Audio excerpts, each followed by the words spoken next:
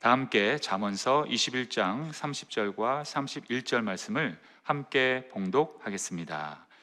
지혜로도 못하고 명철로도 못하고 모략으로도 야훼를 당하지 못하느니라. 싸울 날을 위하여 마병을 예비하거니와 이김은 야훼께 있느니라. 아멘. 할렐루야. 오늘도 이 새벽 아침에 나오신 모든 성도님들을 주님의 이름으로 또 환영하고 또 축복합니다.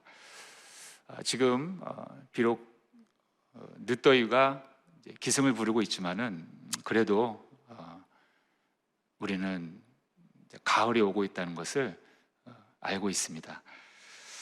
참 이렇게 계절이 바뀔 때마다 늘 느끼는 거지만은 계절은 우리가 붙잡을 수 없는 것 같아요. 시간은 우리가 절대로 붙잡을 수 없는 것 같습니다.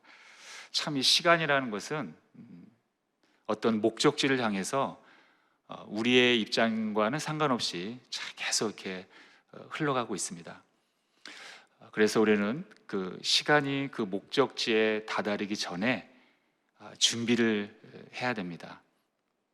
그 시간의 목적지, 그 종착점은 어딜까요? 바로 주님 오시는 그날을 대비해서 우리가 늘 성령으로 깨어 있어야 할 줄로 믿습니다. 그래서 오늘도 이 예배를 통해서 우리 모두가 심령이 깨어지는 그러한 복된 시간이 되기를 주님의 이름으로 축원합니다. 오늘 저는 읽은 말씀을 통해서 선수 교체라는 제목으로 말씀을 나누겠습니다. 오늘 읽었던 본문 30절을 보니까요, 다시 보면 지혜로도 못하고 명철로도 못하고 모략으로도 야훼를 당하지 못하느니라, 이렇게 말씀하고 있습니다.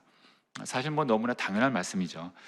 우리 사람의 지혜라든가 명철이라든가 이 계략으로는 하나님을 당연히 이길 수가 없다는 것입니다. 그런데 문제는 하나님을 믿지 않는 사람들은, 이 세상은 아직까지도 자신들의 능력으로 모든 것을 다 해낼 수 있다고 그렇게 믿고 있습니다. 지금 알다시피 그 인공지능 AI의 그 수준이 과거에 비해서 아주 많이 높아졌어요. GPT, 우리가 챗이라고 하죠. 그 대화형 인공지능이 개발돼서 지금 유료 또는 무료로 많은 사람들이 지금 이용하고 있습니다. 그것을 보면 주식을 전망하기도 하고, 우리의 어려운 부분을 상담하기도 하고, 또 질병까지도 이렇게 진단하고, 심지어는 우리 목회자들이 이렇게 설교문을 써달라고 하면 설교문까지 써줍니다. 예를 들어서 하나님의 사랑에 관한 설교문을 써달라고 하면은 거기서 이렇게 내용이 나온다는 거예요. 물론 저는 해본 적이 없습니다. 또 앞으로도 할 일도 없겠지만, 그런데 이렇게 사람들이 깜짝 놀라는 그러한 인공지능이 개발됐다는 거예요. 그런데 가만히 생각해 보면 그렇게 놀랄 만한 일도 아닙니다. 왜냐하면 결국 하나님이 주신 그 재료를 갖고 다 만든 거 아닙니까? 그래서 우리가 알아야 할 분명한 사실은, 결국 사람의 지혜는 하나님이 주셨다는 그 명백한 사실을 우리는 꼭 기억해야 한다는 거예요. 그것을 기억하지 않기 때문에 우리가 교만한 것입니다. 잠언서 2장 6절에 보면, 함께 읽겠습니다. 시작. 대저 야훼는 지혜를 주시며 지식과 명철을 그 입에서 내심이며. 우리의 지혜는 하나님으로부터 나왔다는 거예요. 그런데 많은 사람들은 이 사실을 기억하고 있지 않습니다. 그리고 들어도 기억하기를 싫어하겠죠. 내 지혜는 내 건데 왜 하나님이 주셨나? 그것을 참 믿기가 싫겠죠. 그래서 우리는 하나님으로부터 받은 지혜를 하나님의 뜻에 맞도록 사용하는 것이 정상이라는 것입니다. 하지만 많은 사람들은 하나님이 주신 지혜를 갖고 오히려 하나님을 대적하고, 또 하나님이 정해놓으신 많은 그러한 영적인 질서들을 파괴하고 있다는 거예요. 사람과의 질서, 또 이 자연과의 질서까지, 이 모든 것들을 우리가 갖고 있는 지식과 지혜를 통해서 오히려 역행하고 있다는 것입니다. 왜일까요? 그것은 바로 내 안에 하나님을 주인으로 모시지 않기 때문입니다. 내 인생의 주인은 나라는 거예요. 하나님을 왕으로 우리의 통치자로, 우리의 주권자로 인정하지 않습니다. 당연히 인정하기 싫겠지요. 사람들은 여전히 내 인생의 주인을 자기라고 생각하면서 자기 중심적으로 살아가고 있다는 것입니다. 디모데후서 3장이죠. 말세의 증상들이 참 여러 가지 나오는데 그 중에 하나가 말세가 되면 사람들이 자기가 자기 자신만을 집중적으로 사랑한다고 그러한 말씀이 있습니다. 참 그 부분만 좀 깊게 묵상을 하면요, 좀 안타까운 부분이 많이 있습니다. 어떤 분들은 이렇게 좀 전화를 하면 참 이렇게 전화를 안 받으신 분들이 있어요. 그런데 참 이 아이러니한 것은 본인이 급할 때는 전화를 합니다. 사람들이 점점 더 이렇게 자기중심적으로 살아간다는 거예요. 우리 주위의 그러한 모습들을 너무나 많이 보고 그러한 현상들을 발견할 때마다 많은 안타까움이 있고 나중에는 꼭 큰 사고가 나더라고요. 자, 하지만 우리는 우리 인생의 주인은 내가 아니라 하나님이 되어야만 합니다. 우리가 아무리 뛰어나다고 해도, 내 환경 가운데 내가 부족한 것이 없다고 해도 우리를 창조하시고 우리에게 생명과 지혜를 주신 분이 바로 하나님이시기 때문에 당연히 우리는 우리 인생의 주인을 하나님으로 모셔야 한다는 것입니다. 그러므로 우리는 사람의 인생을 의지하는 것이 아니라 우리에게 인생을 주신 분을 의지해야 한다는 것입니다. 이사야 2장 22절을 함께 보겠습니다. 시작. 너희는 인생을 의지하지 말라. 그의 호흡은 코에 있나니 새말가치가 어디 있느냐. 그래서 내 인생의 주인을 하나님으로 모시기 위해서는 우리가 몇 가지 알아야 할 영적 원리가 있습니다. 첫 번째로는 하나님은 우리가 살아갈 때 삶의 과정을 보신다는 거예요. 자, 오늘 처음 읽었던 본문을 보면 전쟁을 위해서 마병을 준비하는 건 내가 하지만 전쟁의 최종적인 승패는 하나님이 주시는 것이다, 이렇게 말씀하고 있습니다. 오늘의 본문 31절을 다시 한번 보겠습니다. 싸울날을 위하여 마병을 예비하거니와 이김은 야훼께 있느니라.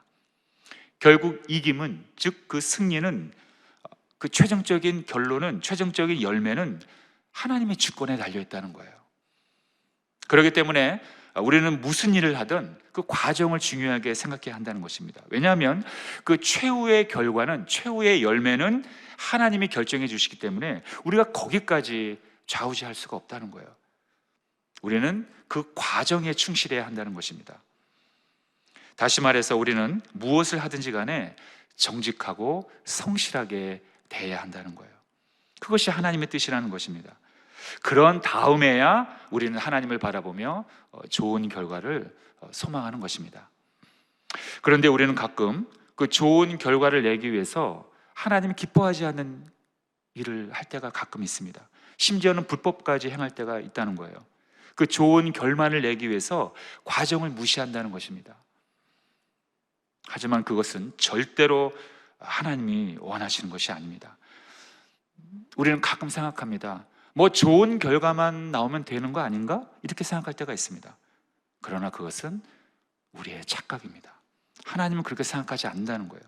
하나님은 정직과 성실을 우리에게 요구하고 계십니다. 왜냐하면 정직과 성실은 하나님의 성품이기 때문에 그래요.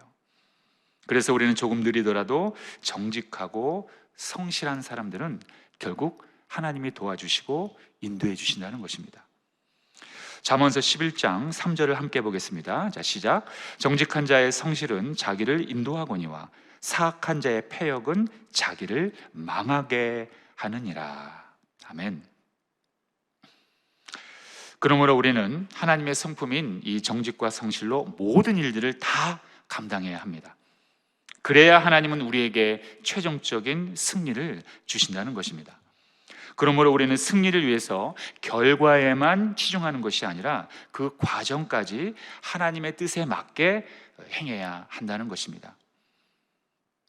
중요한 말씀이 있습니다. 디모데후서 2장 5절에 보면 이러한 말씀이 있습니다. 자, 함께 읽겠습니다. 시작. 경계하는 자가 법대로 경계하지 아니하면 면류관을 얻지 못할 것이며.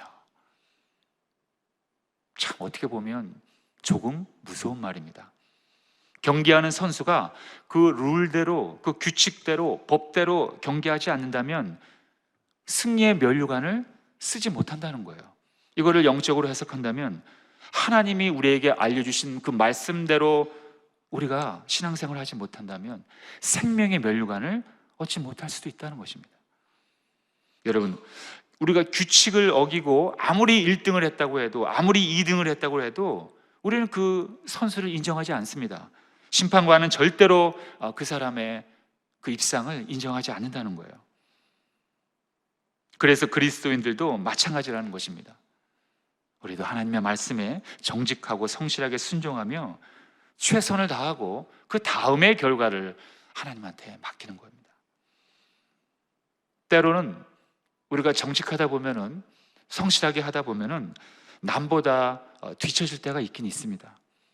또 남보다 많은 것을 잃어버리고 손해볼 때도 참 많아요.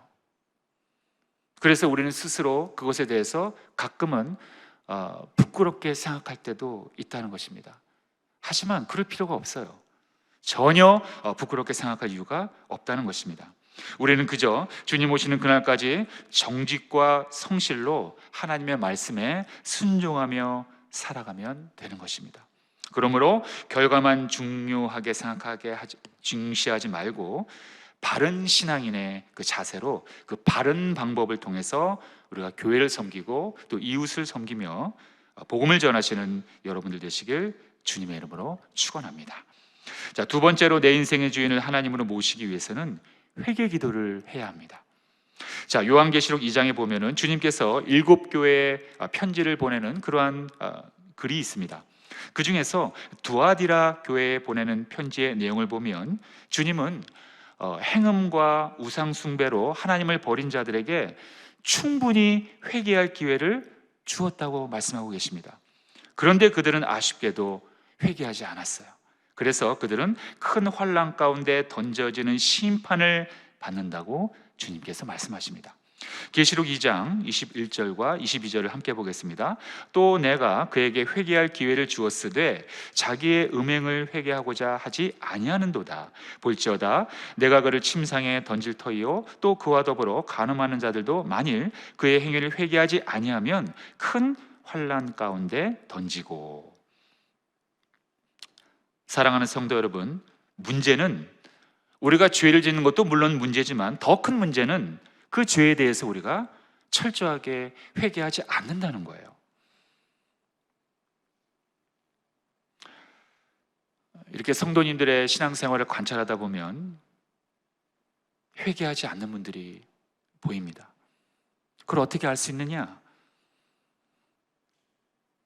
그 성품의 아름다운 열매가 시간이 지남에도 불구하고 안 보이기 때문입니다. 이 말은 자기 자신을 하나님 앞에서 면밀하게 성찰하지 않는다는 거예요. 검토하지 않는다는 것입니다.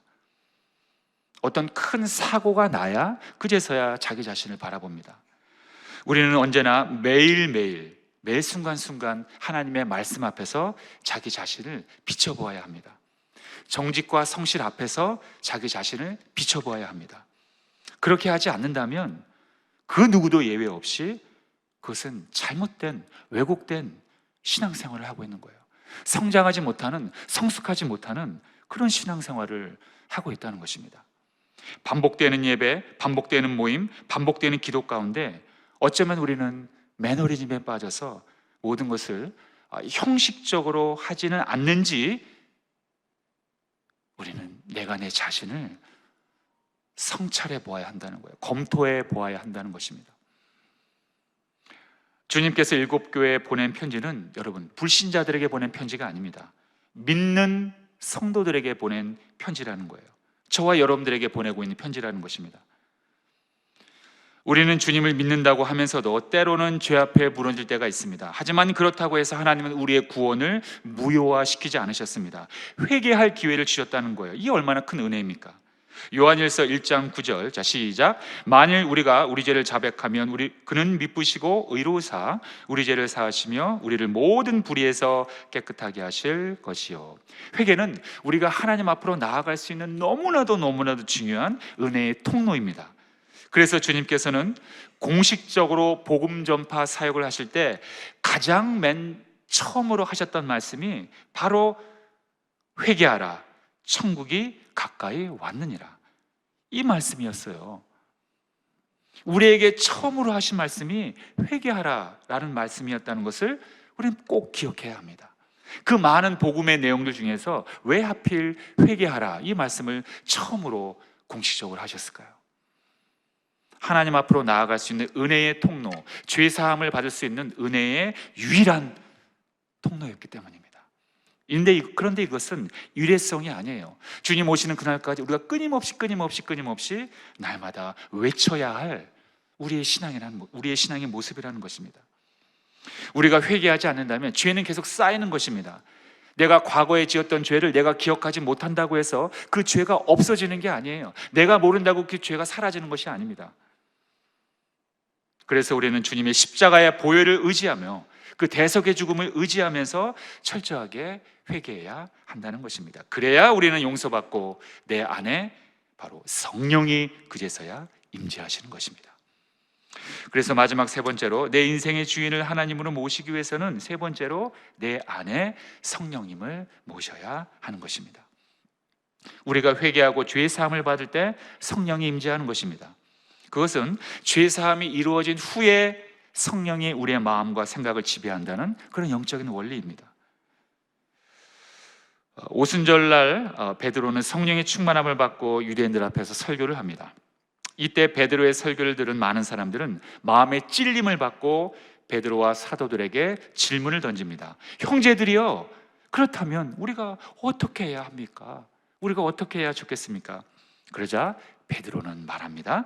사도행전 2장 38절에 보면요, 베드로가 이르되 너희가 회개하여 각각 예수 그리스도의 이름으로 세례를 받고 죄 사함을 받으라. 그리하면 성령의 선물을 받으리니. 자, 성령의 선물을 받으려면 어떻게 하라고요? 너희가 각각 회개하라. 회개부터 시작합니다. 그리고 세례 받고 죄 사함을 받으라. 회개가 우선입니다. 회개할 때 하나님은 우리에게 약속하신 그 성령을 보내주시는 것입니다. 여러분, 아까 서론에 우리 인생의 주인은 내가 아니라 하나님이라고 했습니다. 그러므로 우리는 나의 능력이 아니라 하나님의 능력으로 살아야 한다고 말했습니다. 그렇다면 하나님께서는 어떠한 방법으로 당신의 능력을 우리에게 주실까요? 그것이 바로 하나님의 영, 성령님을 통해 주신다는 것입니다. 우리가 성령의 인도하심을 받을 때 그것이 곧 하나님의 인도함을 받는 것입니다. 그리고 그것이 곧 하나님이 내 인생의 주인이 되는 것입니다. 이것을 우리는 다른 말로 성령의 충만함을 받았다, 이렇게 말할 수 있는 것입니다. 그러므로 우리는 날마다 성령의 인도하심을 구해야 하는 것입니다. 우리가 성령님의 인도하심을 갈망하며 간절히 기도할 때 그때 하나님은 우리에게 성령을 보내주시겠다고 바로 약속하셨던 것입니다.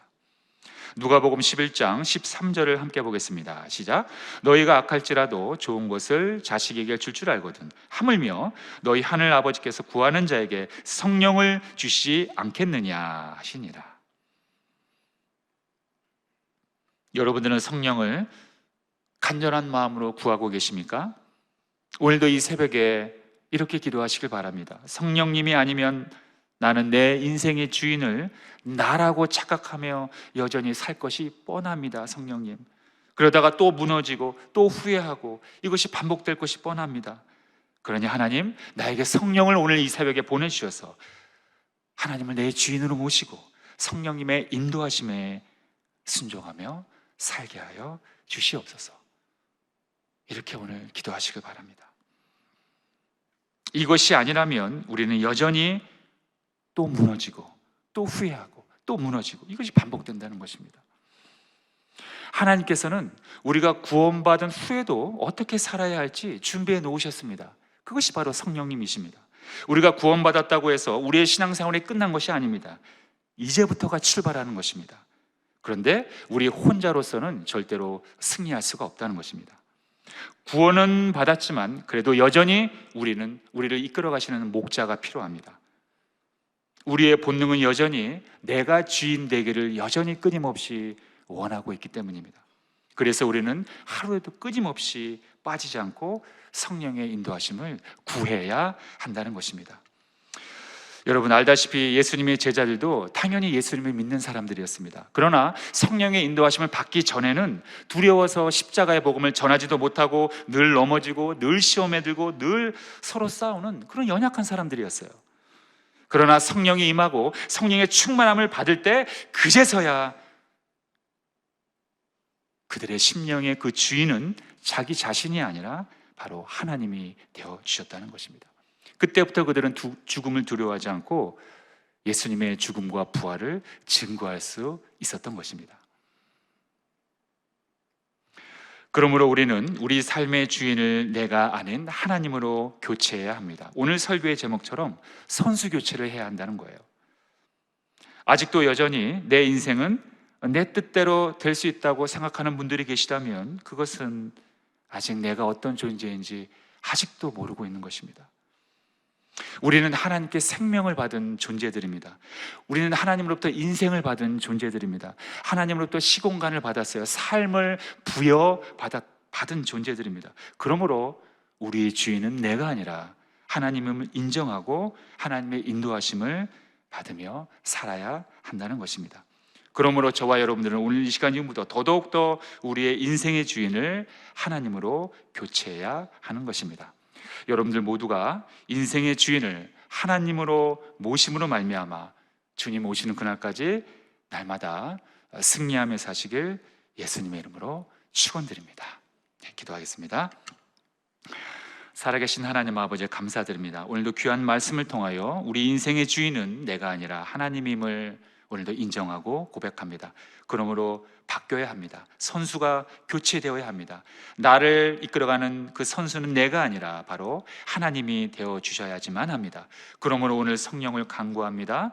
하나님, 성령께서 나를 인도하여 주셔서 주님 오시는 그날까지 십자가의 죽음과 부활을 증거하고 많은 사람들에게 하나님의 사랑을 증거하며 살아가는 나와 우리 모두가 될 수 있도록 인도하여 주시옵소서. 오늘도 귀한 예물을 아버지 앞에 드립니다. 하나님, 그 예물 가운데 우리의 마음과 정성을 담아드립니다. 또한 기도의 제목도 담아드립니다. 하나님 아버지께서 우리의 기도에 반드시 응답하여 주시라 믿고 나아가옵나니 하나님, 우리의 귀한 사업장도 회복시켜 주시고 우리 자녀들의 믿음도 회복시켜 주시고 오늘 하루도 성령의 충만함으로 승리하는 하루가 될 수 있도록 아버지 하나님 역사하여 주시옵소서. 예수님의 이름으로 축복하오며 기도하옵나이다. 아멘.